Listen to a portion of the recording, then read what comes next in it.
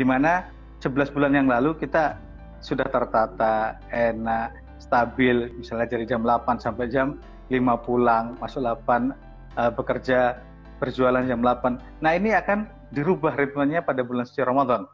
Nah, disinilah seorang wirausahawan atau seorang entrepreneur itu dituntut untuk jeli melihat peluang. Ya, di bulan ini seorang wirausahawan atau entrepreneur dia akan melihat kesempatan itu dengan jeli. Oh, seperti seseorang yang memanah di dalam keadaan gelap, yang dimana yang saat lain itu mereka fokus beribadah, kemudian beristirahat, ibadah lagi. Tetapi saya juga tetap melaksanakan usaha saya. Nah, mungkin ada faktor-faktor yang menjadi motivasi seorang tetap berusaha di bulan suci Ramadan. Nah, itu dari faktor internal kita bisa ambil misalnya itu dari niat karena bekerja di bulan suci Ramadan. Seperti itu. Kemudian dia berniat lagi, saya berusaha atau berwirausaha ini pada bulan suci Ramadan untuk mencari rezeki. Dan itu adalah suatu hal yang diwajibkan oleh Allah. Maka ketika dia melaksanakan kewajiban yang diperintahkan Allah untuk mencari rezeki, maka dia juga mendapatkan pahala.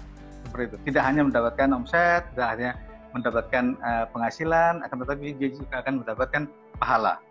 Bahwasanya mengejar akhirat itu adalah tujuan utama, akan tetapi jangan melupakan kampung dunia, jangan melupakan dunia. Wa ka'ayyim min dabbatin la tahmilu rizquha Allah yarzuquha wa iyyakum. Kemudian yang artinya bahwasanya dan tidaklah seekor dabbah makhluk melata ya, yang di bumi itu kecuali dijamin rezekinya oleh Allah. Sesungguhnya dialah yang memberikan rezeki dan kepada mereka dan kepada kamu. Jadi kalau kita ambil perumpamaan, seekor cacing pun yang tidak punya mata, yang hemaprodit, jadi kelaminnya itu tidak tentu, jantan betina, tinggal di bawah tanah, kemudian tidak bisa bergerak, tidak punya tangan, tidak punya kaki, mulut pun kita tidak bisa melihatnya, tetapi rezekinya oleh Allah di dalam tanah itu dijamin. Kita membuat to-do list atau membagi waktu membuat to-do list. Jam 8 apa yang kita lakukan, subuh, sahur jam sekian, kemudian kita tilawah jam sekian. Kita mulai usaha jam sekian, di sela-sela itu kita buat lagi jam sekian. Nah, to-do list inilah yang menjadikan acuan perwakilan CV Fadafood yang saya CV Fadafood untuk perwakilan Surabaya itu mempunyai skema bagaimana seseorang ini bisa berbisnis atau bisa menjadi mitra kami sesuai keadaan atau sesuai kantong masing-masing. Maksudnya kalau ketika dia mempunyai modal yang besar, kita silakan menjadi distributor dengan keuntungannya sekian, mendapatkan misalnya 20-30%. Kalau modalnya sedengan gitu, boleh Anda mengambil menjadi seorang agen. Ya. Seorang agen ini pengambilannya ada jumlah minimalnya. Kalau lebih rendah dari itu, silakan menjadi reseller. Nah, jadi reseller di kami saja itu ada satu produk namanya Nerhan. Nerhan itu beras India. Kami bergerak di beras India, beras impor India yang biasa digunakan di restoran-restoran Arab yang ada di Surabaya. Nah, kami kemas, kami repacking plus bumbu seperti itu. Jadi sudah siap saji. Satu kotak itu bisa dengan mudah dimasak di rice cooker, bisa makan 7 orang. Tinggal memberi lauknya. Nah, ini sementara ini alhamdulillah lagi booming. Fadafood ini itu masuk menggunakan strategi Blue Ocean istilahnya, Pak. Oh iya. Apa itu, Pak? Blue Ocean itu lawannya itu Red Ocean, Pak. Kalau Red Ocean itu kita saling bertempur dengan model komoditas. Ujung-ujungnya murah-murahan harga, bating-batingan. Tapi Bapak di sini bisa mencari strategi baru, bahkan menciptakan pasar baru. Yang orang lain tidak bisa lihat, jenengan bisa lihat, kemudian jenengan create produk dan tercipta pasar baru itu tadi, dan pasarnya dipuput terus akhirnya besar. Bahkan orang lain yang akan mencoba untuk mengambil pasarnya. Ini keren, Pak. Apalagi pada tahapan tadi itu bisnis modelnya itu juga sudah mulai terbentuk, pelan-pelan mulai tervalidasi. Nah, kalau dari tahapan startup ini tahapan sudah waktunya untuk melakukan scale up atau membesarkan dengan berbagai macam strategi. Strategi ada sekitar 120, Pak, strategi.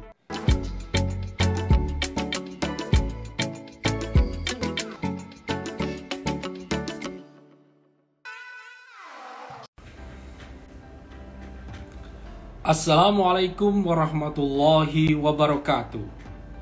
Asyhadu an la ilaha illallah, asyhadu anna Muhammadar Rasulullah. Allahumma sholli ala Muhammad wa ala ali Muhammad. Alhamdulillahirabbil alamin. Bertemu lagi dengan saya Beni Dwi Komara, Sarjana Sains Magister Manajemen. Bertemu lagi dalam acara ABC Talk, Ethno Business Consultant Talk, sebuah acara yang digelar sebagai bentuk tanggung jawab kepada masyarakat, yaitu ABC atau Ethno Business Consulting menggelar live IG dengan tajuk ABC Talk. Acara ini akan menampilkan perbincangan yang ringan namun syarat makna tentang Ramadan, tentang dunia usaha, bisnis, manajemen, ekonomi syariah, pariwisata, marketing, BUMDes, mengetengahkan ayat-ayat ekonomi, ayat-ayat entrepreneur, dan lain sebagainya. Menarik sekali karena hari ini kita akan kedatangan tamu yang spesial, yaitu Bapak Hudi Hidayat LC MA. Beliau adalah entrepreneur masakan khas Timur Tengah, perwakilan dari CV Fada Food Surabaya. Judul yang kita angkat kali ini adalah Ramadan sebagai bulan pendidikan wirausaha. Saya coba bacakan deskripsinya, yaitu Ramadan pada dasarnya adalah sebuah sinyal positif bagi setiap umat manusia untuk berbuat yang terbaik, mendekatkan diri kepada Sang Khalik, terus-menerus meningkatkan keimanan dan takwa yang melahirkan sikap dan perilaku entrepreneur yang produktif ekonomis. Apa maknanya? Maknanya adalah bahwa bulan Ramadan adalah sinyal bagi umat manusia untuk memulai berwirausaha. Ramadan bagaikan sebuah pendidikan entrepreneur bagi kita semua. Tuntutan-tuntutan apa saja dan motivasi intrinsik dan ekstrinsik apa yang membuat seseorang makin mantap menjalankan sebuah usaha? Simak dan saksikan di program ABC Talk, persembahan dari Ethno Business Consulting melalui live IG. Secara langsung menghadirkan entrepreneur muslim perwakilan CV Fada Food Surabaya. Beliau adalah Hudi Hidayat LC MA. Kita coba untuk mengundang Bapak Hudi masuk dalam IG live kita.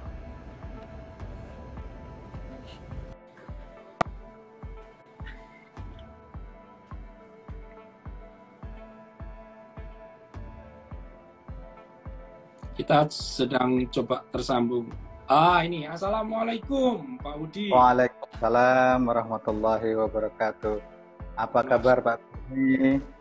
Nah, sehat Pak Hudi. Gimana? Jenengan juga sehat?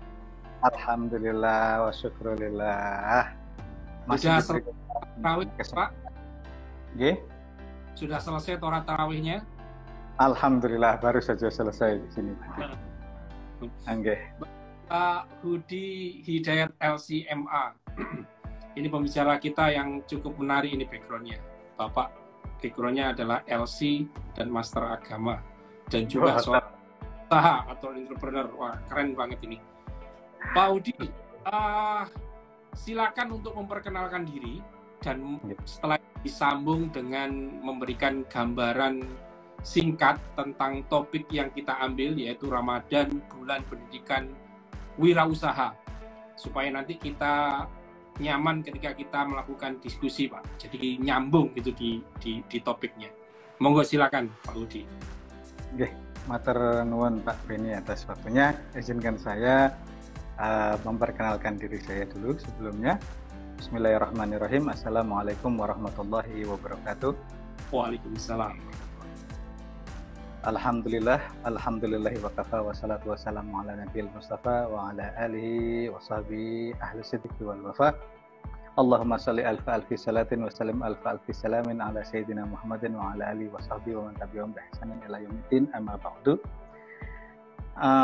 Kepada yang terhormat Bapak Beni, terima kasih saya ucapkan yang telah mengundang saya. sebelum saya masuk pada materi kita pada malam hari ini, yang bukan materi ya, tapi bentuknya seperti sharing saja, izinkan saya memperkenalkan diri saya. Yang pertama, nama saya Hudi Hidayat bin Muhammad Yasin.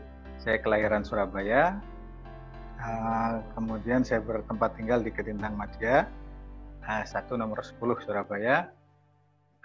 Kemudian untuk saat ini aktivitas saya adalah seorang pengajar di Universitas Komarudin ya, di Gresik.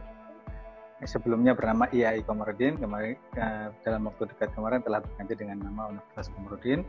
Kemudian juga sementara ini mengajar juga di UIN Surabaya.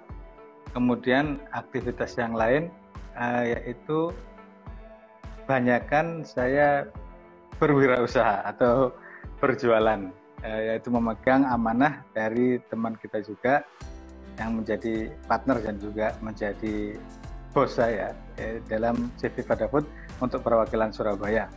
Kemudian saya juga menjadi pembimbing di Travel Arafah Mina yang untuk membimbing umroh. Kemudian saya juga memegang asrama mahasiswa di masjid yang kami kelola di Ketintang Madya juga. Mungkin itu yang bisa saya sampaikan untuk perkenalan diri saya. Selanjutnya apa yang boleh saya sampaikan, Pak Beni? Monggo silakan Pak, masuk ke materi Pak tentang Ramadan, bulan pendidikan kewirausahaan. Oke. Jadi saya sharing aja Pak Beni. Sebenarnya saya ibaratnya ini menggarami atau menguyahi lautan segoro ini. Yang para ahli, Pak Beni, Gus Heri, kemudian ada Gus yang lain-lain itu merupakan entrepreneur sejati ya, sudah di atas saya.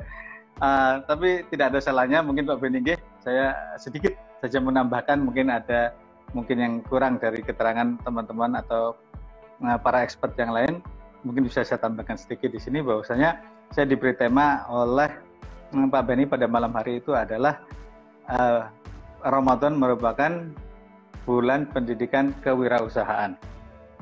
Jadi sebelumnya kita sudah mengetahui bahwasanya Ramadan itu mempunyai banyak nama. Biasa disebut dengan Syahrul Kiram, bulan yang mulia, Syahrul Quran, bulannya Al-Quran.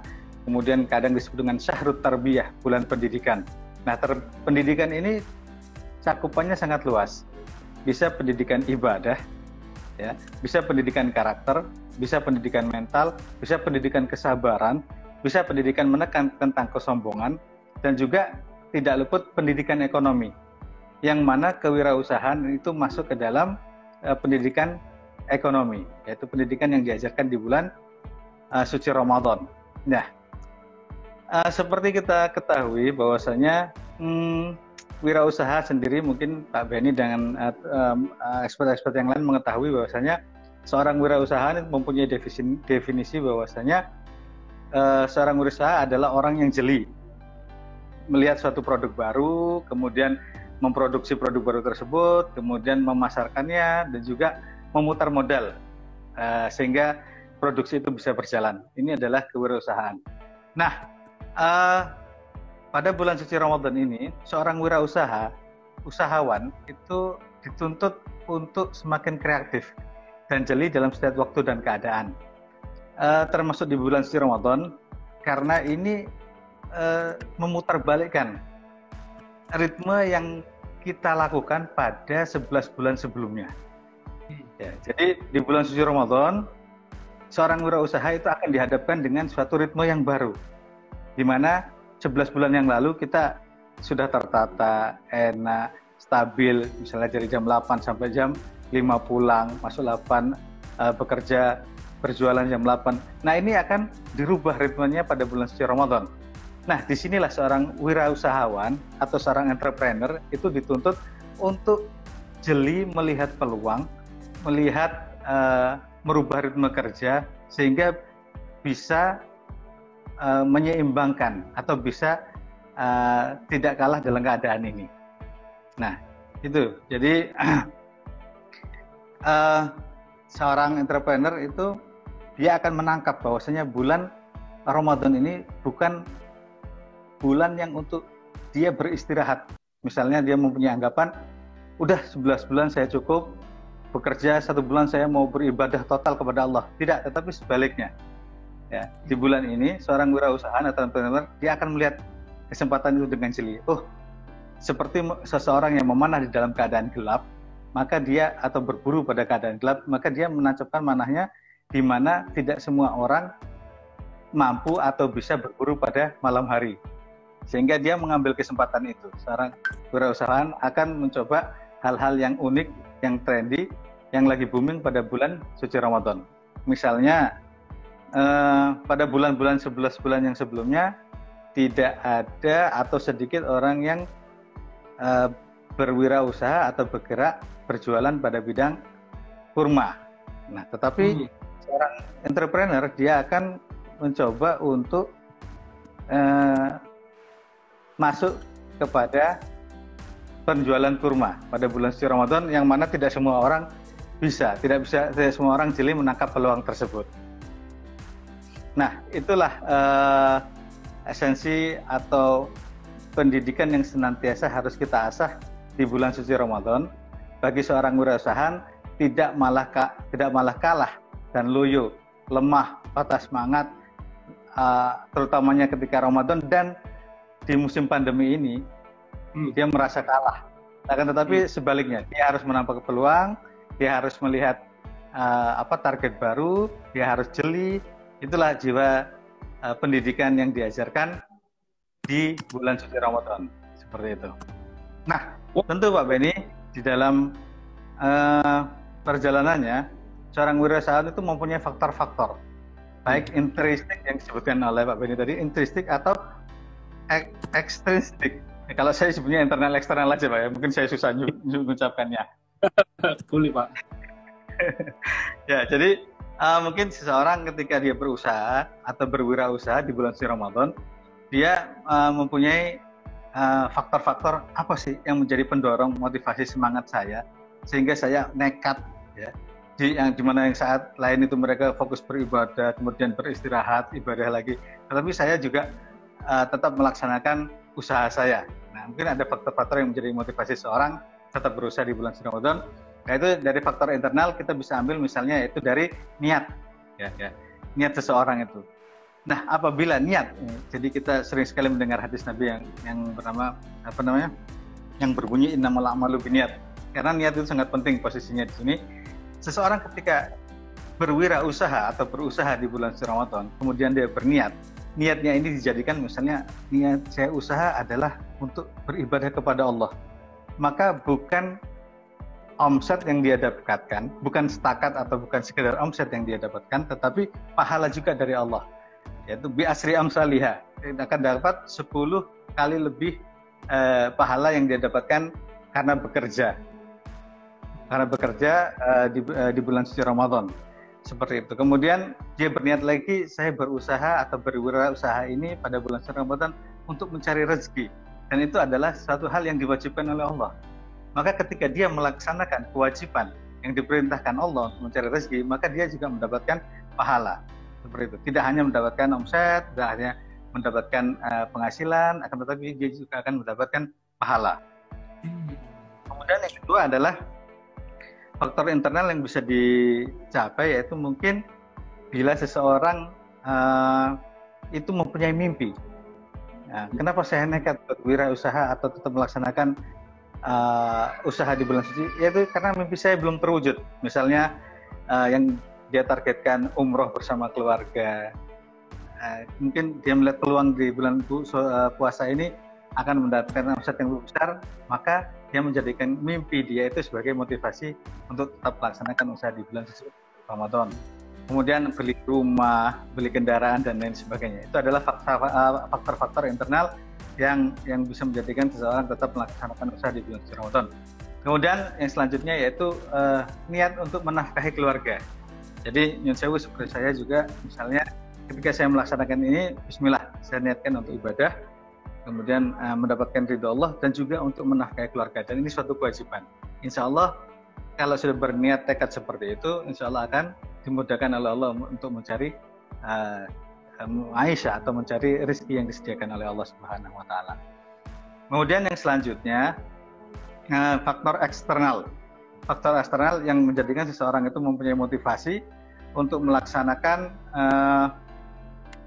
usaha di bulan Ramadan, yaitu yang pertama tentu saja kita mengikuti panduan Allah Subhanahu wa taala, yaitu melalui firman-firman Allah. Salah satunya adalah firman Allah yang disebutkan di dalam Al-Qur'an yang berbunyi, A'udzubillahi minasyaitonirrajim, wabtaghi fima ataqallahu daral akhirah wa la tansa nasibaka minad dunya. Bolehlah kamu, hendaklah kamu berlomba-lomba untuk mencari pahala untuk kampung akhirat. Wala tansa nasibaka minad dunya. Akan tetapi kamu jangan melupakan bagian kamu di dunia. Nah, ini menjadi motivasi bagi kita. Bahwasanya mengejar akhirat itu adalah tujuan utama, akan tetapi jangan melupakan kampung dunia. Jangan melupakan dunia. Jadi kita di dunia tetap untuk mencari rezeki, untuk mencari ridha Allah, untuk mencari apa-apa yang memang disediakan Allah untuk kita.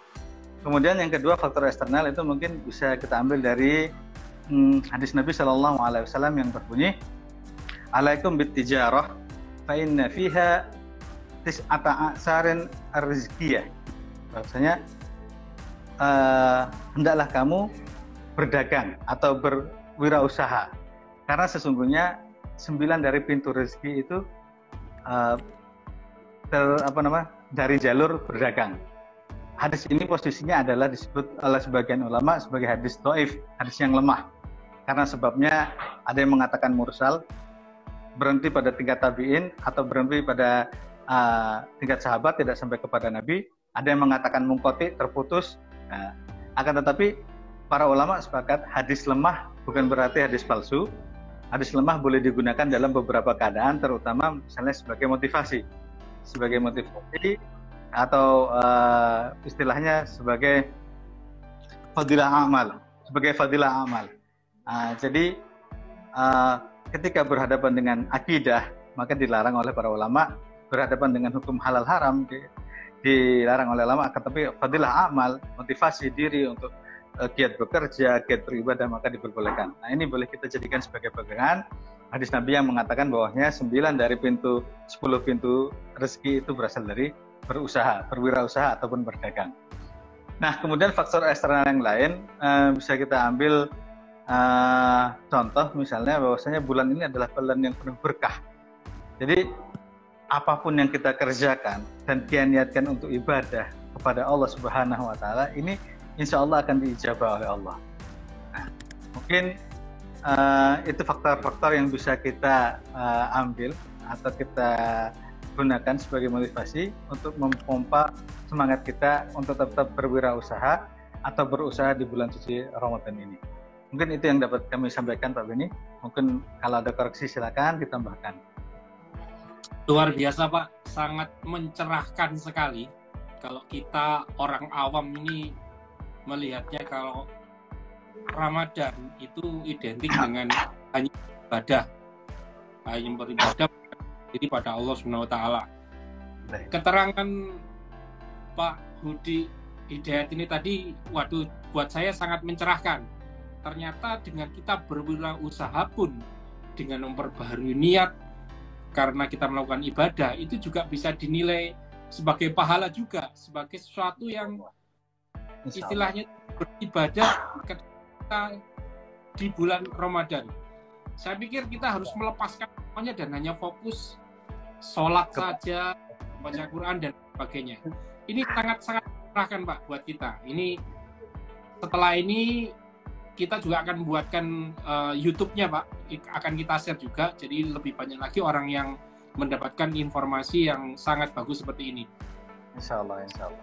Sambil menunggu dari pemirsa yang akan ada bertanya, Pak, mungkin saya akan coba mulai untuk mengajukan beberapa pertanyaan, Pak, mendiskusikan.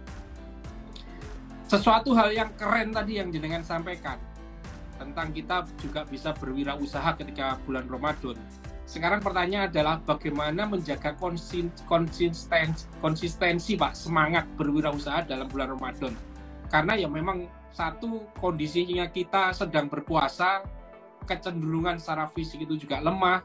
Tadi ditambah juga bulan pandemi, kita berada di bulan-bulan yang seperti ini. Jadi semangat kita itu ya istilahnya itu semakin apa ya, kalau bahasa Jawanya ngelokro gitu Pak. Iya. Buat kita konsisten tetap semangat berwirausaha. Mungkin bisa dijelaskan. Monggo silakan. Nggih, bismillahirrahmanirrahim.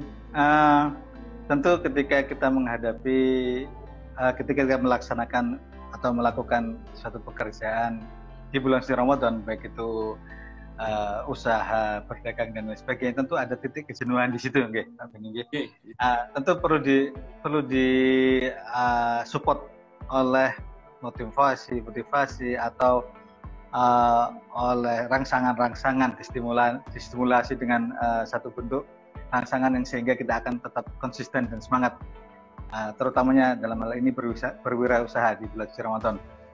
Bisa mungkin kita ambil satu contoh misalnya yang dapat menjadikan kita tetap semangat. Yang pertama itu kita yakin bahwasanya rezeki Allah itu maha luas dan rezeki Allah itu tidak tertukar. Jadi ada salah satu ayat Allah yang berbunyi, firman Allah yang berbunyi, wa ka'ayyim min dabbatin la tahmilu rizquha Allah yarzuquha wa iyyakum. Kemudian yang artinya bahwasanya dan tidaklah seekor dabbah, makhluk melata ya, yang di bumi itu kecuali dijamin rezekinya oleh Allah. Sesungguhnya dialah yang memberikan rezeki dan kepada mereka dan kepada kamu. Jadi kalau kita ambil perumpamaan, seekor cacing pun yang tidak punya mata, yang hermaprodit, jadi kelaminnya itu tidak tentu, jantan betina, tinggal di bawah tanah, kemudian tidak bisa bergerak, tidak punya tangan, tidak punya kaki, mulut pun kita tidak bisa melihatnya, tetapi rezekinya oleh Allah di dalam tanah itu dijamin. Nah, itulah yang membuat kita semangat.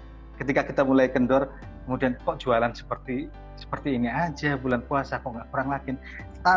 Tancapkan semangat itu, bahwasanya rezeki Allah tidak tertukar. Rezeki Allah itu maha luas. Kalaupun tidak berupa harta, mungkin berupa kesehatan kepadamu. Kalaupun tidak kepada kita, kepada anak-anakmu, seperti itu. Kalaupun tidak berupa kesehatan, berupa kesolehan anak-anakmu dan lain sebagainya. Jadi tetap yakin atas rezeki Allah yang pasti akan Allah berikan, terutamanya di bulan suci Ramadan. Kita usaha dan juga kita berdoa, kemudian baru kita bertawakal kepada Allah Subhanahu wa taala. Ini yang pertama yang bisa memotivasi kita. Kemudian yang kedua adalah bahwasanya ada pepatah yang mengatakan bahasa Arab yang berbunyi taharraku fa inna fil harakati barakah. Bergeraklah engkau karena di dalam pergerakanmu itu akan ada barakah, berkah. Berkah ini kebaikan, ya, kebaikan. Jadi belum tentu yang banyak itu berkah, akan tetapi yang sedikit pun itu akan menjadi berkah. Dalam bahasa Arab definisi berkah itu kebaikan yang senantiasa bertambah. Nah, dengan bergerak ketika kita sedang loyo, kemudian kita mengingat kaul ulama atau kata-kata hikmah tersebut, dengan bergerak itu ada keberkahan, insya Allah kita akan terpompa lagi semangat kita. Bahwasanya dengan bergerak, walaupun itu mengangkat barang, walaupun itu menulis dengan catatan, walaupun itu memberikan brosur di jalan, insya Allah itu akan ada keberkahan. Dan ketika keberkahan itu datang kepada kita, maka kebaikan itu tidak nilainya melebihi daripada harta yang banyak. Kemudian yang ketiga, ketika kita mengalami kemerosotan moral, atau kita mulai loyo, atau kita mulai capek, bagaimana kita mempertahankannya? Itu dengan senantiasa kita bersyukur kepada Allah. Jadi kita melihat kita berwirausaha, kita ada barang, kita ada tenaga, anggota badan kita lengkap, kita bersyukur. Kita melihat kepada orang lain yang tidak mempunyai derajatnya seperti kita. Maksudnya dia mau jualan tetapi tidak ada modal, mau jualan tidak punya barang, kemudian ada yang punya modal, punya barang tetapi dia tidak sehat, dia sakit-sakitan. Nah, hendaklah rasa syukur ini senantiasa kita pompa, sehingga ketika kita loyo, kita pompa lagi. Ya Allah, alhamdulillah aku sih duit barang, alhamdulillah aku sih duit tenaga, alhamdulillah aku masih umurku belum sepuh. Nah, dengan memompa rasa syukur itu, nanti senantiasa insya Allah kita akan semakin semangat, motivasi kita, semangat kita akan terjaga, terutamanya di bulan suci Ramadan ini. Seperti itu. Luar biasa Motivasinya adalah selalu ingat bahwa Allah itu memberi rezeki, selalu bergerak dan selalu bersyukur. Wah, ini mutiara, ini kata-kata mutiara ini yang harus kita miliki sebagai pengusaha. Ini sebelum saya lanjut pertanyaan, ini saya akan membacakan komentar-komentar yang ada di live IG ini. Dari Gus Heri ini, alhamdulillah saya jadi santri pertama yang ngalap barokah Kiai Haji Budi Hidayat. Gus Heri ini tinggi. Malam ini saya ngaji tentang perniagaan. Ini ternyata responnya cukup positif, ngaji tentang perniagaan di bulan Ramadan. Baik Gus Budi, saya lanjutkan lagi dengan pertanyaan yang kedua, nggih. Nggih. Monggo. Jangan susah Pak Beni. Enggak. Ini mumpung ketemu ahli kewirausahaan. Ustaz ini. Banyak orang yang ya mungkin kan tadi saya sampaikan baru ini buat saya juga, kalau kita di bulan Ramadan juga boleh bergiat berwirausaha. Yang jadi masalah sekarang, bagaimana caranya kita melakukan wirausaha atau kita berusaha tetapi tetap tidak mengurangi nilai-nilai ibadah kita di bulan Ramadan. Nah, ini poin penting ini yang harus bisa terjawab ini. Monggo silakan. Nggih. Bismillahirrahmanirrahim. Ya, tentunya kita ketika jangankan berwirausaha, kadang masuk kantor aja kadang agak aras-aras nggih Pak Beni nggih, ketika sedang bulan suci Ramadan, yang seharusnya memang kita itu menyontoh Nabi dan para sahabat. Bukan hanya sekedar beliau dan para sahabat itu ketika bulan suci Ramadan itu masuk kantor, bekerja di sawah ataupun giat di ibadah di masjid, kemudian berzakat. Tidak, tetapi pada tahun 2 Hijriah Rasulullah SAW dan para sahabat itu menerima perintah Allah untuk memerangi kaum kafir musyrikin Quraisy. Terjadilah perang Badar di situ yang terjadi di bulan suci Ramadan. Jadi bayangkan saja kita yang masih dengan aktivitas kita yang biasa saja, berjualan, kemudian ada yang masuk kantor, ada yang seorang guru menyelesaikan kegiatannya mengajar anak-anak di bulan suci Ramadan. Bayangkan Nabi SAW dan para sahabat berperang ini dengan keadaan dulu, bukan yang sekarang, maksudnya dengan persenjataan yang sekarang sudah mutakhir dan sebagainya, dengan baju besinya yang beratnya seberapa, kemudian pedang yang kita kalau sekarang mungkin kita mengangkatnya harus 2 orang. Nah, dan ditambah Rasulullah SAW itu, Masya Allah ya, Masya Allah, Rasulullah berperang, beliau ikut berperang, akan tetapi beliau tidak boleh membunuh. Ini yang tentu berat bagi kita. Ketika sudah ada perintah berperang, kemudian melawan, tetapi Nabi tidak boleh menumpahkan darah. Ya, jadi yang membunuh itu para sahabat, membunuh kafir Quraisy dan sebagainya. Tapi Nabi tidak boleh membunuh. Ini tentu akan berat sekali. Di situ kita bisa melihat keagungan akhlak Nabi dan keindahan atau keagungan perintah dari Allah. Seorang Nabi tidak boleh sampai seorang Nabi tidak boleh menumpahkan darah. Nah, kita bisa contoh itu. Nabi ketika puasa mereka berperang, kita tidak ada apa-apanya lah seperti itu. Akan tetapi kita bisa mengakilinya pada, tentu setiap zaman berubah sikon kondisi lingkungan dan seseorang, ketahanan seseorang. Nah, kita bisa mengakali bagaimana biar ibadah kita, karena ini kan memang puasa itu setahun sekali dan belum tentu tahun depan kita mengalaminya lagi, tidak ada jaminan kita akan bertemu kembali. Kemudian jadi sebagian orang itu sudahlah saya total dalam beribadah pada bulan puasa ini untuk beribadah saja. Oke, mungkin kita bisa mengakalinya dengan bahwasanya kita berusaha seperti yang kita sampaikan tadi, bahwasanya memotivasinya usaha ini tidak menyalahi syariat, tidak menyalahi ibadah, akan tetapi sejalan dengan ibadah. Tentu dengan yang pertama menyesuaikan diri, menyesuaikan keadaan, kemampuan. Misalnya kita buat jam 8 sampai jam 3 itu kita berdagang, di sela-sela dagang kita istirahat. Nah, ketika istirahat itu kita menghatamkan 1 juz. Nah, ketika sudah masuk adzan duhur misalnya, Allahu Akbar, kita tinggalkan. langsung kita tinggalkan. Kemudian kita sambung lagi nanti jam 1. Jadi kita yang tahu diri kita, kapan kita menyesuaikan waktu-waktu kita membaginya untuk beribadah dan berusaha. Dan berusaha ini, berwirausaha ini sekali lagi tidak bertentangan dengan nilai-nilai syariah. Bahkan dalam beberapa kesempatan kita sebutkan tadi, bahkan ada perintah-perintah di situ untuk kita tetap berusaha, bekerja, mencari nafkah dan lain sebagainya. Kemudian yang kedua yaitu kita membuat to-do list atau membagi waktu membuat to-do list. Jam 8 apa yang kita lakukan, subuh, sahur jam sekian. Kemudian kita tilawah jam sekian. Kita mulai usaha jam sekian, di sela-sela itu kita buat lagi jam sekian. Nah, to-do list inilah yang menjadikan acuan kita ketika menjalankan puasa dan bekerja di bulan suci Ramadan. Sehingga tidak ada di situ tumpang tindih, waktunya ibadah dibuat bekerja, waktunya bekerja kemudian dikalahkan ibadah sehingga kerjanya kalah, tidak bekerja sama sekali di bulan suci Ramadan. Mungkin itu Pak Beni. Tolong ditambahkan kalau kurang Pak Beni.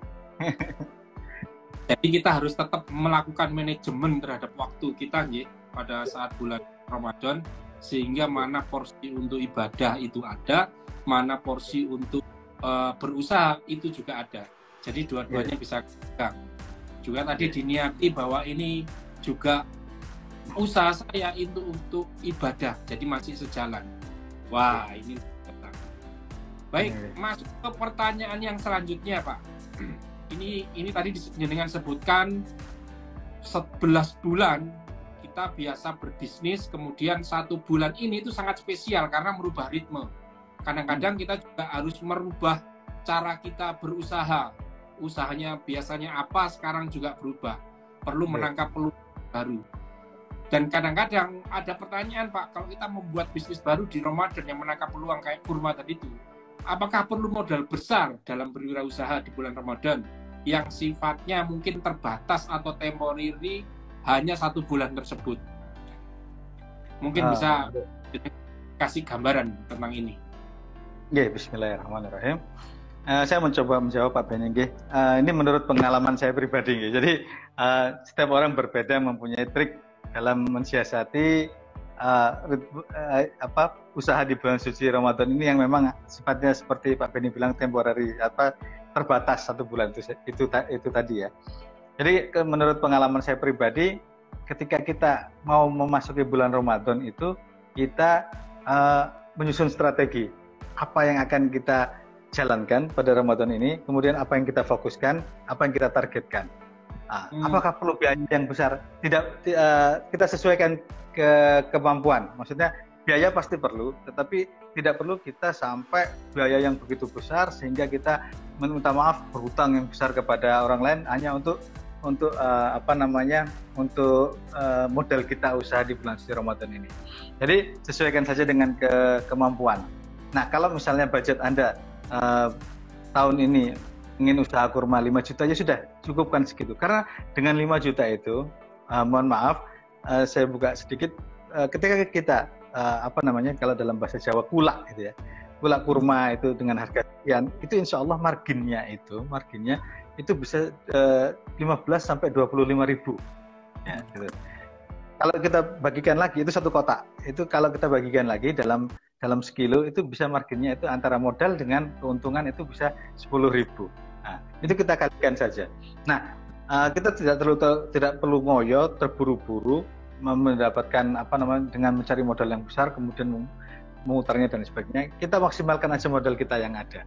Seperti itu. Bahkan kalau seandainya para pengusaha ini tidak mempunyai modal yang seberapa, kita bisa mencari trik lain. Misalnya di kami, maaf Pak Beni ya, saya sekedar sharing produk kami juga di sini.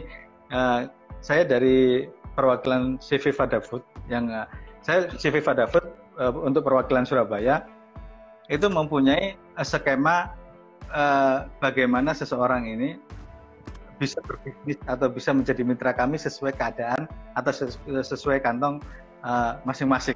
Maksudnya ketika dia mempunyai modal yang besar, kita silakan menjadi distributor dengan keuntungannya sekian, mendapatkan misalnya 20-30%. Kalau modalnya sedengan gitu, boleh Anda mengambil menjadi seorang agen, ya, Seorang agen ini pengambilannya ada jumlah minimalnya. Kalau lebih rendah dari itu silakan menjadi reseller.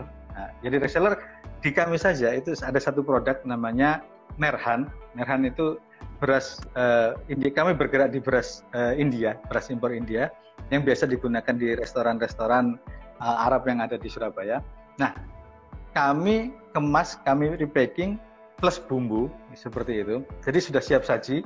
Satu kotak itu bisa dengan mudah dimasak di rice cooker, bisa makan 7 orang, tinggal memberi lauknya. Nah, ini sementara ini alhamdulillah lagi booming. Perwakilan CV Fada Food yang saya CV Fada Food untuk perwakilan Surabaya itu mempunyai skema bagaimana seseorang ini bisa berbisnis atau bisa menjadi mitra kami sesuai keadaan atau sesuai kantong masing-masing. Maksudnya kalau ketika dia mempunyai modal yang besar, kita silakan menjadi distributor dengan keuntungannya sekian, mendapatkan misalnya 20-30%. Kalau modalnya sedengan gitu, boleh Anda mengambil menjadi seorang agen. Ya, seorang agen ini pengambilannya ada jumlah minimalnya. Kalau lebih rendah dari itu silakan menjadi reseller. Nah, jadi reseller di kami saja itu ada satu produk namanya Nerhan. Nerhan itu beras India. Kami bergerak di beras India, beras impor India yang biasa digunakan di restoran-restoran Arab yang ada di Surabaya. Nah, kami kemas, kami repacking plus bumbu seperti itu. Jadi sudah siap saji. Satu kotak itu bisa dengan mudah dimasak di rice cooker, bisa makan 7 orang, tinggal memberi lauknya. Nah, ini sementara ini alhamdulillah lagi booming. Kami sudah melakukan ekspansi sampai ke ada cabang di Medan, ada cabang di Sulawesi, ada cabang alhamdulillah sampai di Papua. Nah, itu marginnya untuk seorang reseller saja, dia menjual ecer, itu satu kotaknya itu 11.000. Nah, itu apalagi kalau kita lihat seorang distributor, dia yang mengambil lebih banyak, tentu marginnya lebih besar. Nah, apabila seorang itu ingin berbisnis, mempunyai niat usaha yang bisnis yang besar, tetapi tidak ada modal, nah itu nanti ada tawaran lagi, kita tawarkan lagi opsi lain.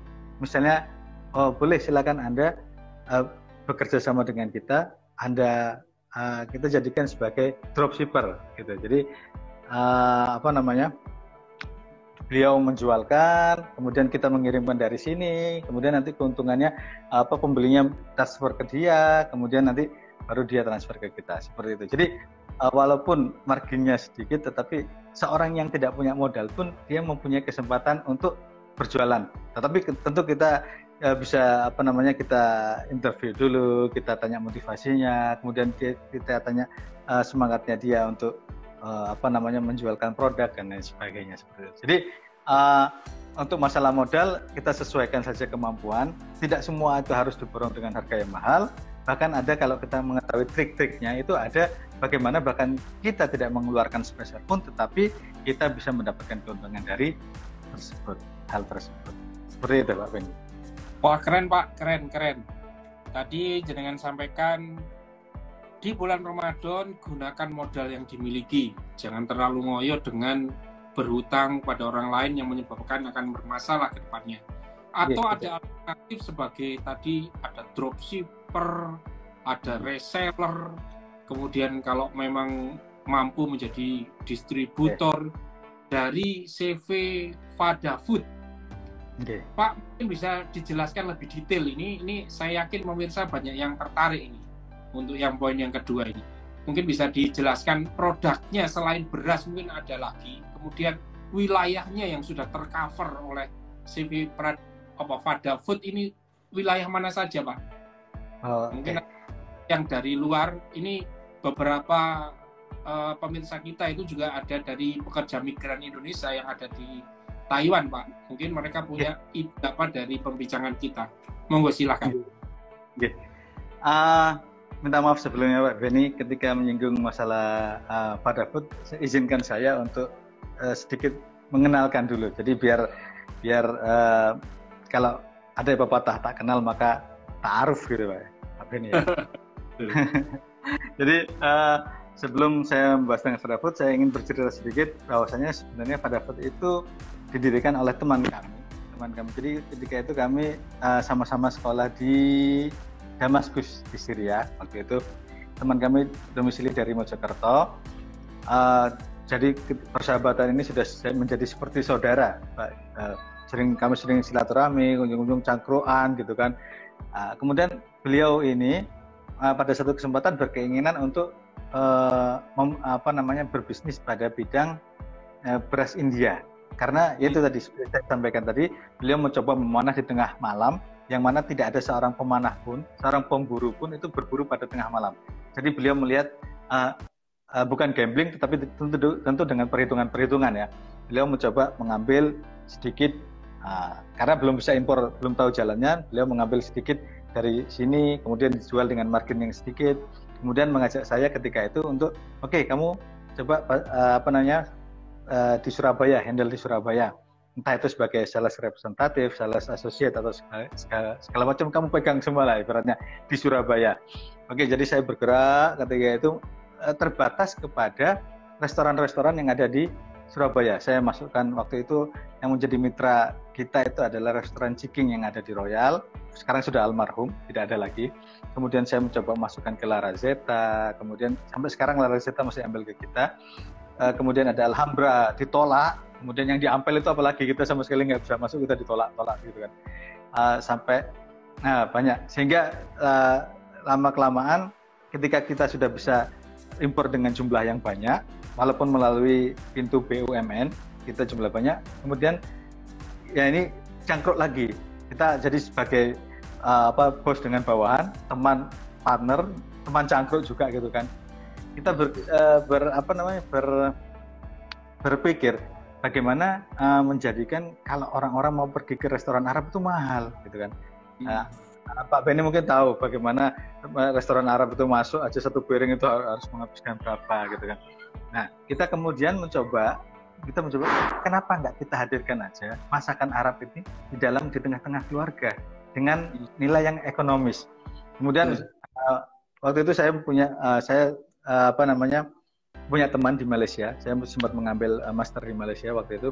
Teman kami itu mempunyai usaha seperti itu.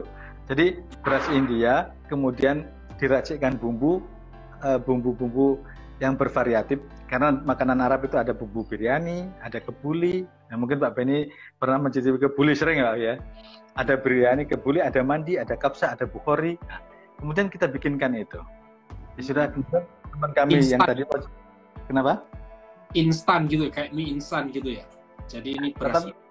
Ya, beras dengan bumbu terpisah. Nah, bumbunya ini ada bumbu halus, ada bumbu kasar. Seperti itu. Nah, bumbunya ini kita ambilkan dari Pakistan, dan ada yang di Pabean juga ada, dan lain sebagainya. Nah, kemudian kita cita rasanya kita sesuaikan dengan Indonesia. Kalau biryani seperti ini, condongnya arahnya ke India biryani. Cita rasa India. Kalau mandi itu ke arah Yaman, Arab. Kalau kapsah itu sama juga ke arah Timur Tengah. Nah, kebuli itu seperti Timur Tengah yang di Indonesia kan. Kita sudah sering mencoba ya kalau kebuli itu. Nah, kemudian ternyata alhamdulillah responnya, walaupun pada awal-awal itu harus berangkat, kita 4 tahun sudah melaksanakan, 4 tahun lebih. Alhamdulillah Merhan ini menjadi pelopor beras basmati instan plus bumbu ini. Karena pada tahun ketika kita sudah mulai berjalan merangkak dan melebarkan sayap gitu kan, dengan jumlah nyun sewu saya sebutkan Surabaya saja itu waktu itu pernah sebulan itu sampai 5.000 box. Nah, pada tahun yang lalu, puasa tahun yang lalu 5.000 box untuk Surabaya saja. Produsen-produsen yang lain baru melihat peluang itu. Nyuwun sewu Pak Benny. Jadi kalau tahun lalu mungkin Pak Benny melihat banyak sekali beras India yang dibikin pouch kemudian bumbu instan. Nah, itu kita sudah 3 tahun yang lalu kita memproduksinya, kita mempeloporinya seperti itu. Nah, kemudian selain produk dari beras India saja yang kita buat konsumsi restoran dan juga pribadi, beras India ini mempunyai fungsi yang setara dengan beras merah, Pak Benny. Jadi kalangan kami bukan hanya orang-orang yang suka dengan masakan Arab, cita rasa Arab, tapi nyun sewu dari kalangan saudara-saudara kita yang dari etnis Tionghoa yang karena dia harus menjaga apa namanya gula darah mereka, itu mereka mengganti nasi putihnya dengan beras basmati. Karena beras basmati ini tingkat apa namanya glycemic index-nya itu sangat rendah. Jadi kalau apa namanya gulanya itu sangat rendah dengan prosesnya yang dilakukan di India sana, dia apa namanya disemai, kemudian harus dibakar lagi, direndam dan lain sebagainya sehingga menjadikannya rendah gula. Nah, selain produk beras yang kita jual sekilo, 5 kilo, 25 kilo ke restoran, ke orang pribadi dan sebagainya, kita membuat produk merahan tadi yang membuat apa namanya orang ketika ada sebagai oleh-oleh ya. Jadi ketika ada mau pergi kemana bingung apa ya kita bawakan apa, kita buat tadi produk yang nasi instan tadi. Kemudian ini sangat simple karena apa? Berkali-kali saya gunakan ketika ada berita tamu mau datang itu setengah jam. Ini datang ke rumah itu mau datang, dia WA, aku tuh kok ya namamu. Nah, datangnya sudah habis isya, kita kan sudah habis isya itu sudah beres masakan di atas meja itu kan sudah ringkes gitu kan. Nah, tapi kita nggak mungkin, tamu itu adalah apa namanya rezeki dari Allah, kita harus menyambutnya, kita harus menservisnya seperti wajib gitu kan. Nah, ini sangat simpel sekali. Ini saya pribadi saya alami sendiri. Sudah kita buatkan saja nasi itu dalam 20 menit matang, 15-20 menit matang. Kita belikan ayam goreng atau ayam bakar di luar. Dekat rumah ini ada Pak D misalnya, atau yang lain sebagainya. Kita itu saja, itu sudah Masya Allah, itu tamu itu sangat gembira dan sudah istimewa. Dan itu Nyun Sewu itu bisa kita comparekan dengan restoran-restoran yang ada di di Ampel itu Pak Beni. Jadi dengan harga yang ekonomis, tetapi nilai kita comparekan hampir setara dengan yang ada di Ampel itu ya. Nah, kemudian selain produk itu kita juga jual yang sekarang kita lagi coba itu sekarang dalam bentuk frozen instan sudah. Jadi kita buat seperti cup bowl ya, seperti mangkok itu Pak. Nah, kita buat nasi mandi dan nasi kebuli yang itu sudah matang plus ayamnya, tetapi kita frozen kan, kita frozen. Nah, frozen ini bisa bertahan lebih dari 1 bulan kalau di dalam freezer ya. Kemudian cara penyajiannya simple sekali. Nanti kita keluarkan, misalnya ada tamu gitu kan, kita keluarkan. Kemudian kita kukus selama lebih kurang 10 menit, itu sudah siap makan langsung seperti itu.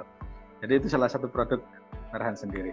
Kemudian dalam perjalanan kita 4 tahun ini kita sudah expand hampir ke seluruh provinsi, hampir seluruh pulau di Indonesia ya. Untuk setiap provinsi belum, tetapi di setiap pulau sudah ada. Jadi kita ikutkan misalnya kita buka distributor di Medan, itu mencakup wilayah Sumatera semuanya. Nanti kalau misalnya ada kesempatan di provinsi lain, jika apa kita buka lagi, misalnya di Sumatera Selatan, ini kan beda dengan Sumatera Utara, Medan. Kita buka lagi, buat nopo-nopo. Jadi lihat yang mana terdekat saja dari distributor. Kalimantan kita punya, Sulawesi kita punya, Papua kita punya. Nah, mereka ini cara menjaringnya memang agak susah gitu Pak ya.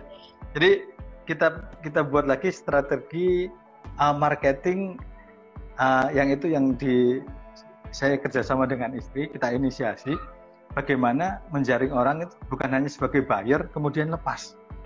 Jadi dari orang-orang inilah yang menjadi distributor kami yang cabang Surabaya ini, kita gunakan strategi bagaimana mereka akan menjadi customer yang loyal, bahkan lebih dari itu akan menjadi perwakilan kita di daerah-daerah lain. Jadi ketika mereka mulai tertarik, kita akan buatkan grup WhatsApp seperti itu. Kita mulai di situ kita perkenalkan produk knowledge. Kemudian tidak hanya itu, juga kita buka mindsetnya dulu. Apa sih benefitnya? Kemudian apa dan lain sebagainya. Kemudian kita tidak mencoba memaksa mereka untuk membeli. Jadi kita lihatkan aja testimoni orang, kemudian orang yang mulai tertarik membeli, kemudian dia membuat videonya, kita lihatkan di situ sehingga banyak yang tergerak. Nah, ketika sudah ada respon untuk membeli, pada tingkatan pertama dia akan menjadi customer perdana, kemudian menjadi customer loyal. Kalau sudah loyal, kita akan naikkan tahapnya kepada grup berikutnya, yaitu grup reseller.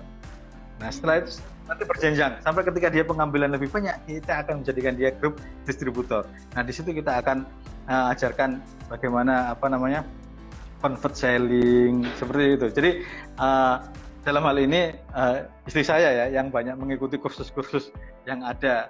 Mungkin Pak Benny punya kursus itu bisa kami ikuti, nanti bisa kami timba ilmunya dari Pak Benny. Kursus-kursus seperti itu. Jadi kita bagi apa yang kita dapat, kita bagi. Jadi seperti air, seperti sedekah, kita dapat uang, kita bagi. Jadi seperti itulah ilmu. Jadi semakin dibagi, semakin luas, semakin nambah bagi kita seperti itu. Nah, alhamdulillah itu telah kami buktikan ketika istri saya membagikan pengalaman dia mengikuti pelatihan-pelatihan itu. Alhamdulillah orang-orang terbuka mindsetnya, tambah sedikit demi sedikit, kemudian ada yang menjadi distributor dan lain sebagainya.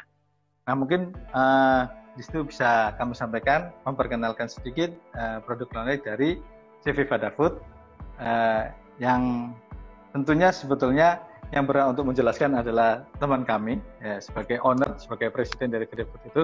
Tetapi alhamdulillah Allah memberikan kesempatan saya untuk menjelaskannya di forum yang sangat penting ini, yaitu forum EVC yang diasuh oleh Pak Benny.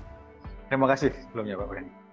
Alhamdulillah Pak, bagus sekali. Saya punya gambaran bahwa bisnis CV Vadafood ini itu masuk menggunakan strategi Blue Ocean istilahnya Pak. Oh iya, apa itu Pak Benny? Blue Ocean itu lawannya itu Red Ocean Pak. Kalau Red Ocean itu kita saling bertempur dengan model komoditas. Ujung-ujungnya murah-murahan harga, bating-batingan. Tapi Bapak di sini bisa mencari strategi baru, bahkan menciptakan pasar baru. Yang orang lain tidak bisa lihat, jenengan bisa lihat, kemudian jenengan create produk, dan tercipta pasar baru itu tadi. Dan pasarnya dipuput terus, akhirnya besar. Bahkan orang lain yang akan mencoba untuk mengambil pasarnya. Ini keren Pak.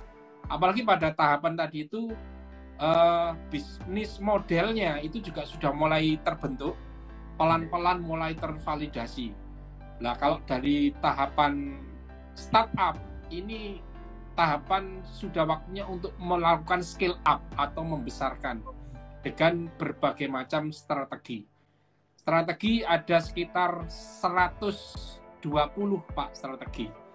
Ya mungkin kita bisa diskusikan, kita duduk bareng, kita lihat bisnis modelnya. Kemudian ini loh Pak, ada strategi seperti ini ya, mana yang paling sesuai. Ini saya melihatnya sesuatu hal yang sangat luar biasa bisnis ini dan sangat istilahnya menjanjikan, karena masih tadi saya sampaikan pasarnya bisa meng-create pasar sendiri dan punya potensi pasarnya itu berkembang. Nah, harapan saya sih bisnis ini bisa selalu dijaga dan jangan sampai diambil oleh orang lain. Orang lain itu dalam artian ada istilahnya itu oligarki baru yang mengambil. Ini jangan. dengan kekuatan modal mereka nggih Pak. Seperti itu. Ini dengan kemampuan teman-teman ahli-ahli marketing, ahli-ahli strategi, ahli-ahli impor, logistik. Nanti di EBC Consulting kita punya banyak ahli Pak. Kita bisa diskusikan ini bagaimana bisa melakukan scale up terhadap bisnis ini. Dan juga dari belajar. Laris Pak, yang dari pemirsa yang ingin usaha tapi masih bingung apa, ya ini bisa kita rekomendasikan sebagai salah satu alternatif untuk bisa berusaha. Jadi tadi itu barangnya sudah jelas, sudah terbentuk dan sudah tervalidasi di pasar. Kemudian marketnya, bisnis modelnya saya amati tadi itu juga sudah tertata, mulai dari mulai dari suppliernya tadi yang awalnya kesulitan sudah bisa menembus, kemudian distribusi sampai ke konsumennya juga dengan berbagai macam strategi, ada customer engagement istilahnya itu Pak.